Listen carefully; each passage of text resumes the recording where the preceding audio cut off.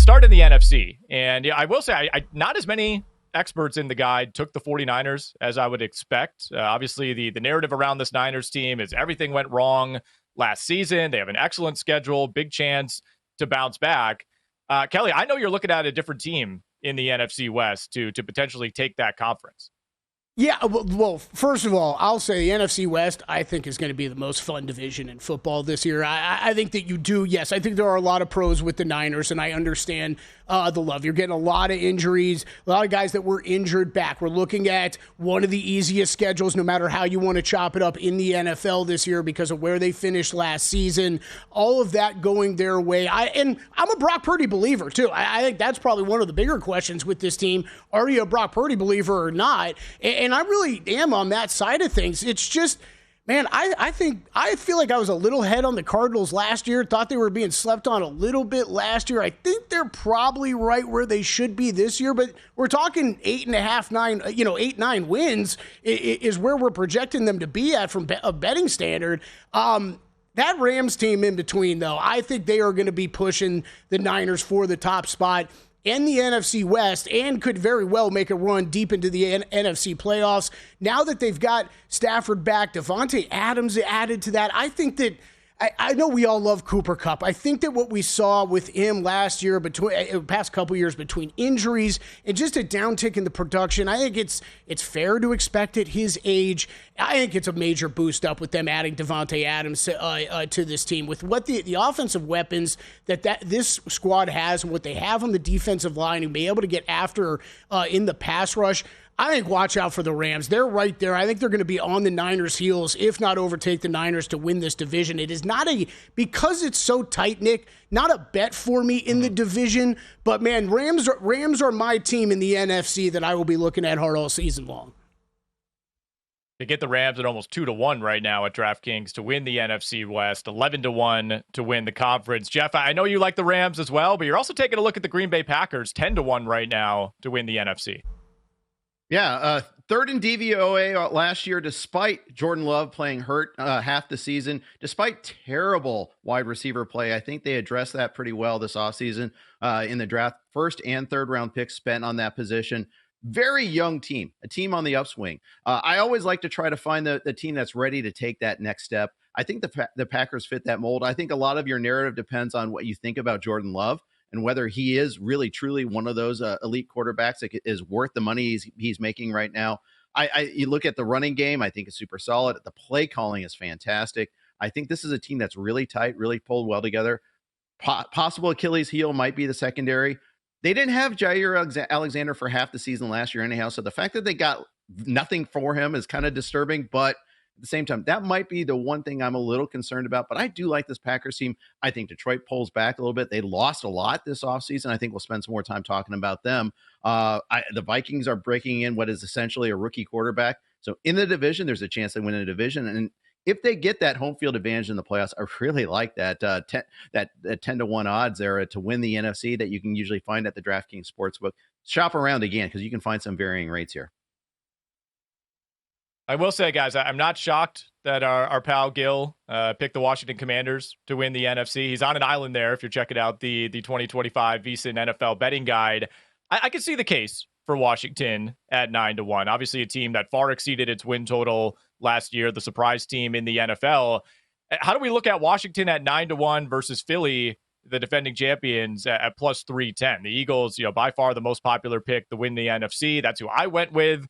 But as we know, we tend to see a ton of variance year over year. Is there a chance, Kelley, that we could see the Washington Commanders pick up where they left off last season, maybe even win that division?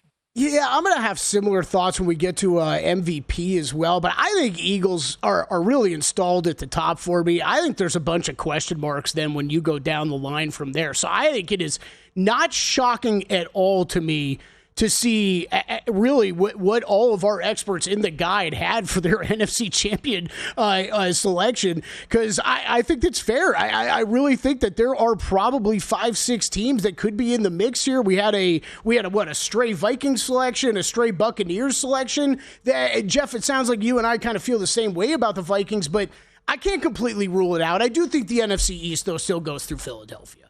It's kind of boring. Once again, when we're looking at AFC conference odds this far out, is there always a possible betting opportunity once we get into the season? Absolutely. When I'm staring at the board right now, though, I really want nothing to do with it. In my opinion, at the end of the day, we are looking at the Bills, Ravens, or Chiefs representing the AFC in the Super Bowl.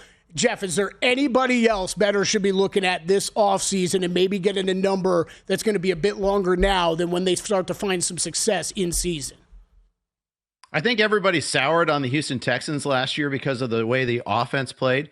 And yet, they won the division. They won a playoff game. They gave the Chiefs a scare in Arrowhead. They have an elite defense, great pass rush. They changed their offensive coordinator. They revamped their offensive line. I think you have to ask the question is, does that revamping of the offensive line, does that work? I think that's really the big thing.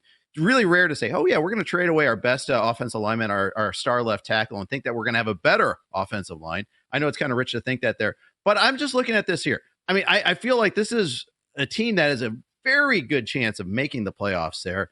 You're getting them at 17-1 on the DraftKings Sportsbook. If there's a possibility that they're better than just an AFC South champion, maybe they have a home field this time. Maybe they don't play the 4:30 Eastern time start off the playoffs game that they annually play at there for one time here. But I always like teams that have an elite defense. I think you can do a lot there. They have a quarterback that we like. We have a revamped wide receiver core as well. I don't think you have to really squint to make a case for the Houston Texans. Nick, what about you? We see 20 of our 26 paneled experts in the guide went Bills or Ravens. I'm feeling pretty confident in that myself. Mm-hmm. You will notice one team missing from this. That is the Kansas City Chiefs. That feels pretty apparent staring at us in the face. Is there another team that we should be considering here? And is it the Kansas City Chiefs that have been to the Super Bowl several times in the past few years? Yeah, it's just who can see Kansas City making a run, right? It just doesn't feel like this team has it. No, I think the Chiefs have to be considered, of course. I think it's easy to look at KC and, especially if you were watching games week in and week out last year, remember how they were winning these games, right? Like, I don't understand, how this team has the record that it does, where it feels like they need these crazy breaks and these walk-off field goals week after week. And, obviously I think they kind of met their maker in the Super Bowl against a Philly team that matched up really well. But I'm actually, I think, higher on the Chiefs. Maybe they don't win as many games this year as they did last year, but I feel better about this team now than I did heading into last season. I think what Travis Kelce has left in the tank is the big question mark. There's always going to be questions about that offensive line. It feels like they're trying out a new left tackle every single year. But if you assume you get a full season or close to a full season out of Rashee Rice, I think that completely changes this Kansas City Chiefs offense, right? We saw, I think, the beginnings of what was going to be a much better passing game early in the year. And then Rashee Rice goes out in week 3 and all of that went down the drain. I mean, keep in mind, we never even saw Rashee Rice and Hollywood Brown on the field together. You get year 2 of Xavier Worthy. So I think you absolutely have to consider Kansas City. I'm on the Baltimore Ravens to win the AFC. I think this is the year they could finally break through. The Bills certainly have the clearest path. They have the easiest schedule. They have the easiest division of those big 3 teams in the AFC. But Kelley, you brought up something interesting, which is, not necessarily betting these pre-flop, but kind of waiting, early in the season, seeing how those first couple of weeks unfold. I mean, keep in mind, the Ravens got off to a slow start last year. They were 0-2. You certainly would have got a lot better odds after week 2 than you would have coming into the year. And you look at the schedule for Baltimore early on. They are at the Buffalo Bills in week 1. They get the Browns in week 2 at home. They should win that. But then you got the Lions, the Chiefs, the Texans, and the Rams in your next 4 games. There could be an opportunity here if we do see Baltimore stumble out of the gate. And I think you could say the same thing for Kansas City. That early season schedule isn't quite as daunting, but at the Chargers in week 1, that's a game they could lose. Played 2 one-score games against the Chargers last year. They play the Eagles in week 2. They play the Ravens in week 4. At Jacksonville, you don't just walk into the house that Fred Taylor built and get a win, Kelley. You know that. And then they get the Detroit Lions in week 6. So those are 2 teams, the Chiefs and the Ravens, that I wouldn't necessarily bet at their current numbers. I want to see which of those teams maybe falters early on, see how those odds adjust, and then maybe you jump in. Yeah, I think it's a great point. Whether we're talking MVP, whether wewe're talking some team futures in the AFC, Bills and Ravens play week 1. They play week 1, so there will be odds adjusted after that. Now, whether that's, if you were looking to make a play to win the AFC, I have a Bills most regular season wins ticket that I have bet already. And the way I kind of decided to do that, though, gentlemen, is Well, okay, I'm going to bet most of that now, because that also means I think they've got a better chance of beating the Ravens week 1. But I'm also going to hold a little money back to add on to that, just in case they do lose that game, because we are going to see those odds drift out a little bit further. And I think, like you brought up, Nick, you could make that same approach with a lot of the different teams. Okay, let's get to AFC. Any of these teams that have been getting a lot of buzz this offseason, and whether maybe we're not talking to win the AFC, maybe we're talking about divisions or making the playoffs, any of these teams that you guys think are just being a little overrated now? Jeff, I'll start with you. Yeah, and I was looking at this especially from the point of winning the AFC, but like the Chargers have shorter odds than the Texans, despite being in a much more difficult division. I'm struggling to get behind this here. This is a team that we saw in that first round playoff game. They've improved. That's great. But they still have a long way to go. And I don't know if they address what they really needed to do this offseason. I think they're counting a lot on finding second round draft magic again with Trey Harris. And by the way, 30 or 32 second round draft picks haven't signed yet. Is this a thing we need to worry about? I think that's maybe something we should talk about later on. But he's unsigned. He's one of those. I know they hit the lotto with Ladd McConkey at that spot last year. They need that to work again this year. They need to have a running game. They need Mr. Fireworks himself, Najee Harris, to really be able to help carry that load along with Mario Hampton there, and having that 1-2 punch to really take that next step. Are they going to do it? I'm not quite so sure yet. I don't think they're better than the Broncos. I don't think they're better than the Chiefs. They could be. Mm-hmm. And to win, and to be placing a bet on them winning the AFC Championship, I think you need to bake in some sort of home field. I don't think they're really that live at 14-1. Yeah, I think all great points, Jeff. I'm going to kick this over to you next, Nick, but I wanted to jump in here because this is, I guess I'm becoming a little bit of this guy on the network, but with how much someone like Dak Prescott gets torn apart all the time for his play on the field and what he's done in the playoffs, why is Justin Herbert never held to this same standard? It's just, he seems to get away with everything. And yes, I do think he's one of the more talented quarterbacks in the NFL, but he's really proven nothing so far with some teams that have had some talent around him. So, Jeff, I tend to lean with you on that one. Nick, anybody in the AFC that you think you'll be targeting with some bets against perhaps or looking to fade here early on? Absolutely. I got a whole list of teams that we could drag through the mud here, Kelly. I'll start everybody in the AFC with the South, Cincinnati Bengals. Right? Yeah. Nobody. Yeah, we'll not the AFC shot across the bow. Yeah, we'll get to America's division in due time. Cincinnati at 10-1 right now to win the AFC, to me, that's just way too low for a team that I think Jeff would agree with me still has a ton of holes, right? I mean, you got a best case scenario season out of Joe Burrow. Chase Brown emerged. Jamar Chase stayed healthy. T. Higgins, by his standards, stayed healthy. I don't know if you can count on all of that repeating this season. And, really the defense was obviously the primary issue for Cincinnati. And they've taken some minor steps to address that. You still have the Trey Hendrickson situation ongoing. I'm not sure I trust this secondary.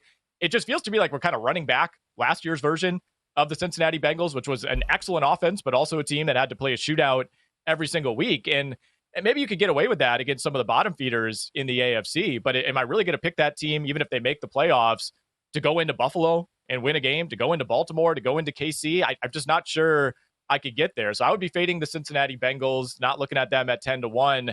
If you go a little bit further down the board, guys, as much as I love the Jacksonville Jaguars, I think this team is probably still a year away from pushing Houston. The offensive line concerns for the Texans, those are very real. Trading away Laramie Tunsil, your only good offensive lineman, trying to rebuild this thing with some no-name guys, that is a concern. I still think Houston has a much higher floor than Jacksonville does. I would bet them at plus money right now to win the AFC South. And then, Jeff, I'll let you go off on this as well, because I know we're of the same mind here. I'm just not in on this Miami Dolphins team whatsoever. There are just so many things that have to come together for Miami to hit the over on its win total, to compete in that division. You need Tyreek Hill to stay healthy. You need Tyreek Hill to stay out of trouble. You need Jalen Waddle to stay healthy. I've been saying for years, Kelly, Tua Tagovailoa is the Trae Young of the NFL. It can work, but everything around him has to be perfect. I don't think the Dolphins have accomplished that. Well, maybe it's the year for the Dolphins, because it's the year for the Atlanta Hawks, Nick. Okay, that's for sure. Jeff, I know you had a comment on the Bengals and anything else you want to hit on the AFC. Yeah, at the combine, Duke Tobin goes, I don't want to spend more money for the same roster. This is before they signed Higgins, before they signed Chase. Guess what?